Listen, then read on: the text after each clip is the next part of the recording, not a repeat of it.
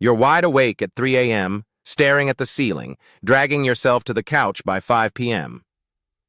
Men in Lake Mary tell us this every week. Your testosterone levels may be working against you. Low testosterone doesn't hit you all at once.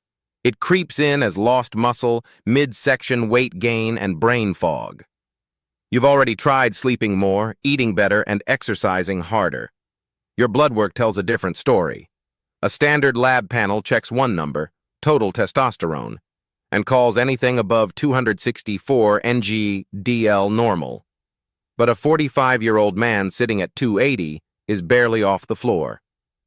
At Svelte Medical Weight Loss in Lake Mary, we check free testosterone, SHBG, estradiol, and thyroid markers.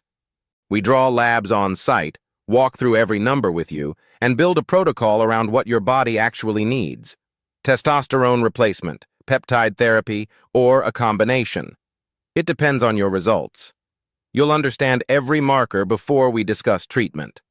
Most men near Lake Mary notice better sleep within the first few weeks, then more energy, then the mental clarity they forgot they had.